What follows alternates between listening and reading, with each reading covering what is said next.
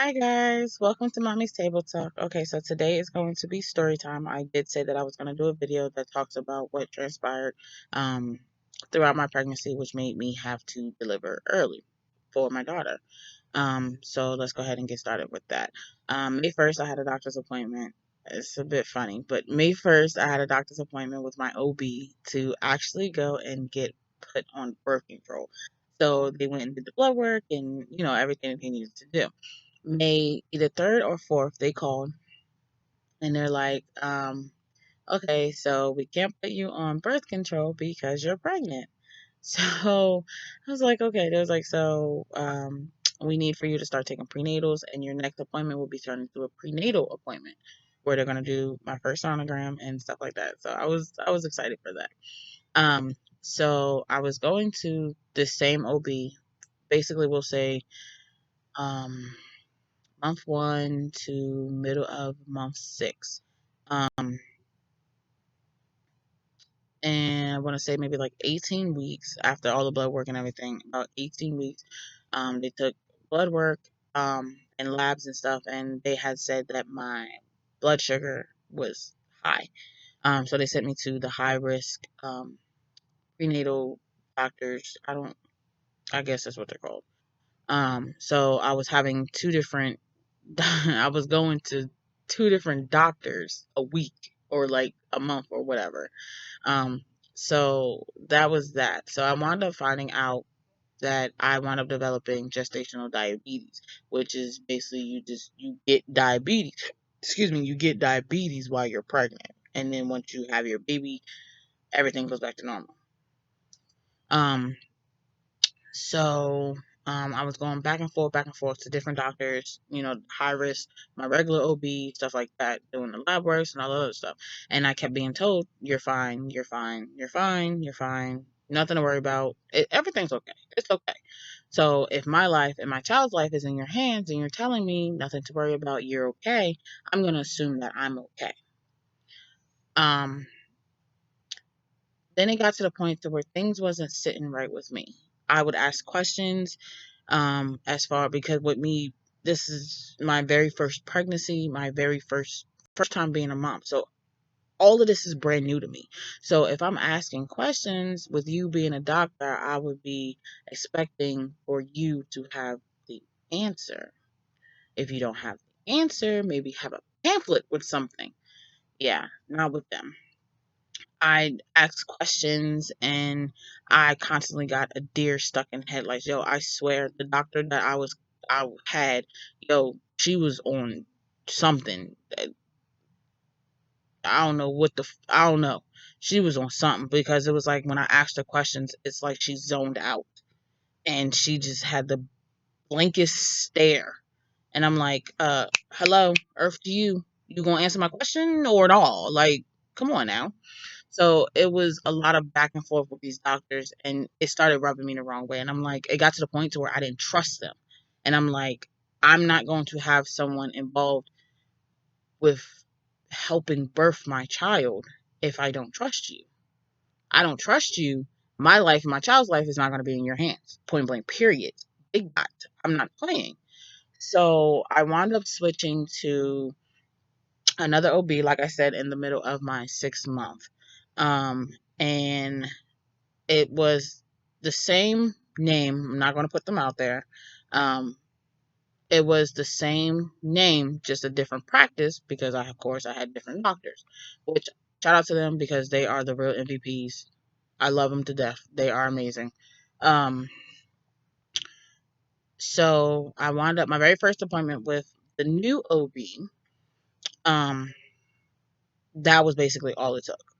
So they did like the triage, they did the whole blood pressure, the weight, stuff like that. So after the blood pressure, they went to, I guess the nurses went, I guess, I don't know. Next thing you know, the nurses came in and was like, okay, well, the doctor's going to come in and talk to you, whatever, whatever. So the doctor comes in and he's just like, well, come on to my office and we'll have a conversation. Now, it was like I went back to school where I'm like, shit, what the hell did I do? It's like you call to the office, you always think something's wrong. Lo and behold, something's wrong. So I go to I go to the doctor's office, and he basically told me, now at this time I had my boyfriend and I had my mom there. So we're all in the doctor's office, and he's telling me, he said, did you know that your your blood pressure numbers were through the roof? I said, no. I said, because when I was going to my previous OB, when they would take my blood pressure, they would tell me that um, it's borderline, and but it's okay. It's nothing to worry about. So he literally went into the system. I guess he was able to pull up my charts and stuff. Come to find out that they were putting in my blood pressure. And my blood pressure was high with them. They was putting it in, but not telling me or not doing anything to get it under control. Them and the high risk doctor that I was going to, because they both was taking my blood pressure, and neither one of them said anything. They was just like, "Oh, it's borderline, but it's nothing to worry about." So, like I said, you tell me not to worry. You be my doctor. I'm not gonna worry. Okay, you're the doctor. You say it's fine. It's fine. So he says we're not even gonna continue with the appointment. He said, because these numbers are ridiculous. He said, I'm just going to give it to you, which was, I absolutely love, because I'm not a child. I don't need you to sugarcoat anything for me. Give it to me like I'm a damn adult. So he basically was just like, he said, basically, your numbers are so high. Your blood pressure numbers are so high. You're basically a walking stroke right now. So he was like, people with these numbers are people who has who are having strokes. He's like, so we cannot have you walking around with this. So he's like, well, did you drive here? And I'm like, yeah, I drove here. So he told my boyfriend, he's like, um, do not let her drive. You drive her home. Um, have her get some clothes, and I need you guys to go to the hospital. They're going to monitor your blood pressure, monitor the baby. You'll be there for a couple of days. So, pack, get clothes or whatever for a couple of days. A couple of days turned into being on, no, I lied. A couple of days turned to about a month in the hospital. 3 of them was me being on hospital bed rest. The last week was me recovering, basically, until I got discharged. So we get clothes, and of course, we knew, and plus we didn't eat. It was an early morning appointment, so we didn't even eat. So it was like we went, we got clothes, and we grabbed some food, because I knew once I got to the hospital, they was gonna hook me up to something, and I wasn't gonna be able to eat. So we ate before we got to the hospital. We get to the hospital. I probably waited maybe 10 minutes. It wasn't that much. So the doctor from my OB, um, he called ahead to let them know that I was coming. So they already had things ready for me. So we get to the maternity ward, and we're probably waiting maybe 10, maybe 15 minutes. So they take me back to the triage area of the maternity ward, and they give me the gown. They hook me up to monitors, and I'm like, shit. They probably about to put the IV in, but the IV is not that, or at least in my mind, I'm thinking that the IV is not that bad.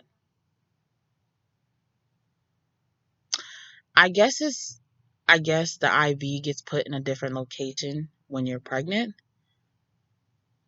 Holy hell. That was probably the worst thing that I've ever felt in my life. First of all, it was a big ass needle. Second of all, it didn't go in my arm where most IVs normally go. No, it was literally right here in my wrist. And that was well, first of all, she was trying to put it in my hand, but um from what they said that like in my hand I have weak veins, so they couldn't really find a vein that would hold the needle. So they wound up putting it in my wrist. And like I said, they had me hooked up to the baby monitor, stuff like that. Now that was funny because the baby did not like the monitor, so every time they put the monitor on one spot, to get her heartbeat, she jumped to the other spot. So they was like literally chasing her around. They were constantly chasing her around with the monitor. It was the funniest thing in the world. So, okay, so after the triage, they brought me. I was basically there until, I don't know, a couple hours, not too long. I was waiting for a bed or like a room or whatever that had a bed. So they brought me to the high risk portion of the maternity ward, and I was actually in there on hospital bed rest for about 2.5, close to 3 weeks. Um, they wound up putting me on medication for the high blood pressure. They gave me the medication. Well, they kept giving me because I was already taking medication for the gestational diabetes. Um, so so I had the high blood pressure medicine and I had the gestational diabetes medicine. So I was taking that along with my prenatals and stuff like that. So that was how it was for 2.5 whole weeks. That was the longest 2 weeks of my life.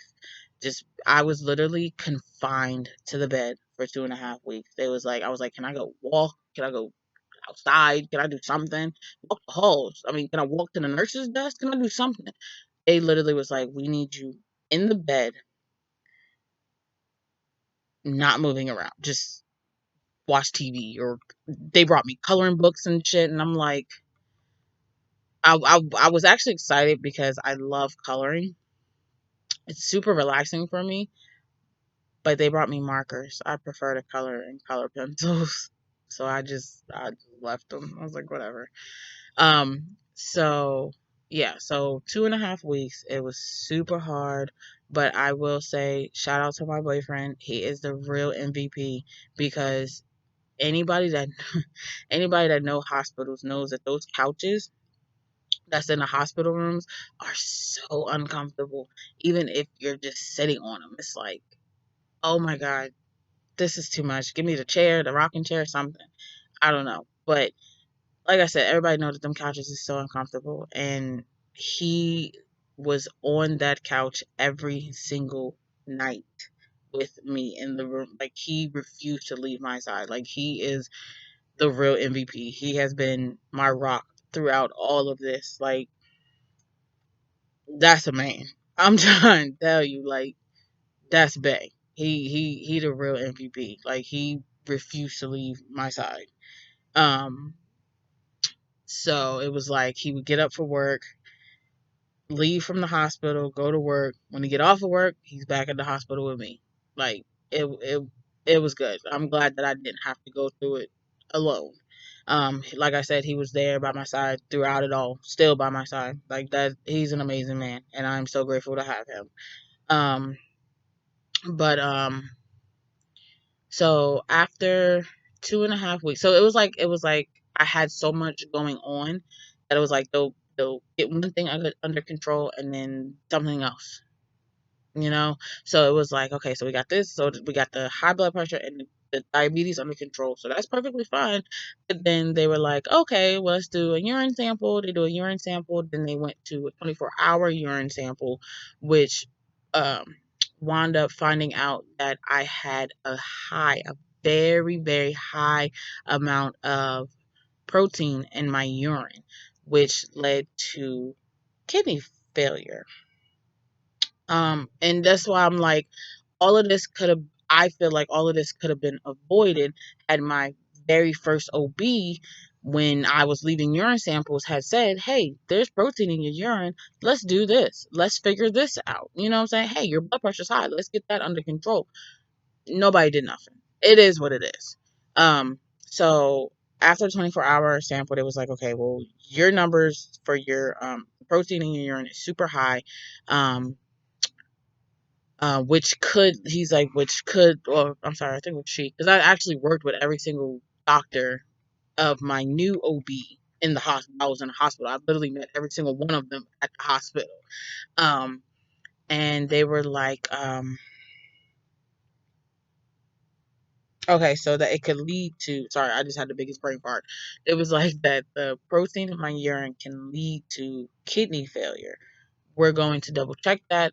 We might just do a second um 24-hour collection. Um, so a couple days went by to where it was just check your blood pressure, check the baby, check the blood pressure, check the baby, like every hour, maybe every 2 hours. I, that was the longest time that I barely haven't even slept, because it was like as soon as I got into a deep sleep, here comes the nurse. All right, time to check on baby, and it was like they was check when they hooked her up to the monitor, they was checking her for like an hour, if even possible, because like I said, the whole time we was in the hospital before I had her, they was constantly chasing her around because she wouldn't stay still. So it was like as soon as they found her heartbeat, next thing you know, she'll jump to the other side. And I'm like, I don't. I, I'm like, can we just do this for like a couple seconds and then go to sleep, do something? But yeah, so some nurses was able to get it, some of them wasn't. Um, so yeah, so that was that. Um, so I went in at 24 weeks. I wound up having at 26. Okay, let me backtrack. So I went in to the hospital at 24 weeks. At 26 weeks and 2 days, it was a normal day in my hospital stay, to where it was like, okay, time to get up, take your medication, eat your breakfast, blood work, sonogram, all that stuff. I didn't even have a chance to go do my sonogram. They did the sonogram. Did they? I think they did the sonogram either the day before, or I might have done the sonogram. I think I did do the sonogram. I did the sonogram and everything. Um, I did my medicine, and I think that was it. So I did my medicine, I did my sonogram. They was checking my blood pressure. Out of nowhere, my even on the medication, my blood pressure shot through the roof. And they was like, okay, we need to get this under control. They want to put me on a magnesium drip for 24 hours. No, I lied. They want to put me on a magnesium drip. It wasn't for 24 hours. That shit is the worst. Like, it just makes you, it makes you feel like you're on fire. I don't know what the hell is in it, but I was on fire. I literally had my boyfriend turn the AC on, um, to like 60. No, I think it was like 58, and I was still hot. And it got to the point where the nurses had to come, when they had to come into my room, they were coming in with sweaters on. I wasn't playing. It was hot. I hate being hot. So they put me on a magnesium drip or whatever. And then I'm sitting there now. Now it was like maybe one ish. It was after the sonogram, the blood work, and all the other stuff. So the doctor came in, and the doctor said, "Okay, so today is gonna be the day for the." They was trying to keep me in the hospital for as long as possible, or try to keep her in for as long as possible. That's what led to my bed rest.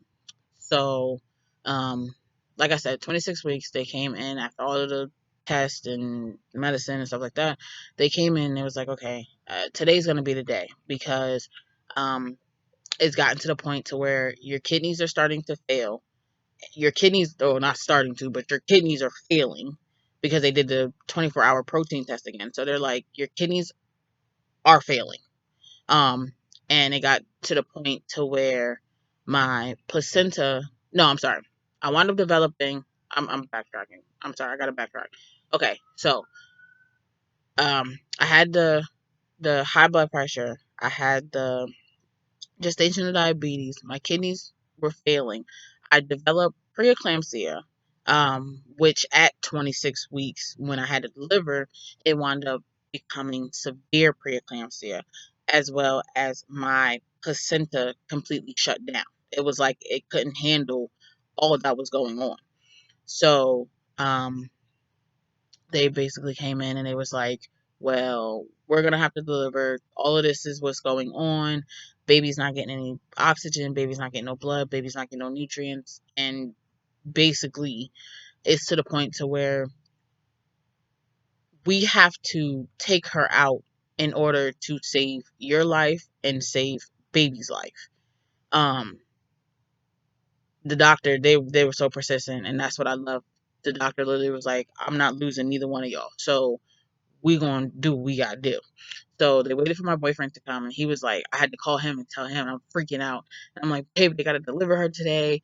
So, he and I called my mom, and they probably got there maybe about 5 minutes apart from each other. My mom got there first, and then my boyfriend got there. So they waited on him to get there, which I thought was amazing. Because this is actually his first child too, so he definitely didn't want to miss anything at all. Um, so once he got there, they literally gave him the scrubs. They was like, "We're gonna scrub you in. We're gonna take her down." So they had to do the emergency C-section. Um, Went down, did the epidural, all that stuff, and she was born at September 30th at 3:07. At 1 pound and I want to say five. It was either 1 pound 5 or 1 pound 6 ounces. And that is the day that it started our NICU journey. Um, I am thankful. I am grateful. I am I'm blessed. Basically, my daughter's life was saved. My life was saved, and things is just it's not where I would like it to be because I would love for my baby girl to be home. Um, but she is getting what she needs and she's growing and she amazes me every single day. So, so yeah, so that's story time. I'll probably end it here because I feel myself getting super emotional. Because this is honestly the first time that I've actually talked about it. So I feel myself getting a bit emotional. Because once the waterworks start, they're not gonna stop. um, and I'm an ugly crier, by the way. So I don't, yeah. So yeah. So that's story time as to what happened, why it happened, and yeah. So my next video, I'll probably do a video on I don't know, probably what it's like to be a NICU mom for any of those that's in the process of being one who understands. Maybe someone is like me being told you might have to deliver early, so it's like I'm I would love to help somebody, to understand because I wish that I had somebody who went through it before me to be like, okay, well, here's a heads up on what's about to go down, So, that'll probably be my next video. I haven't decided yet. So like I said, till next time. Bye guys.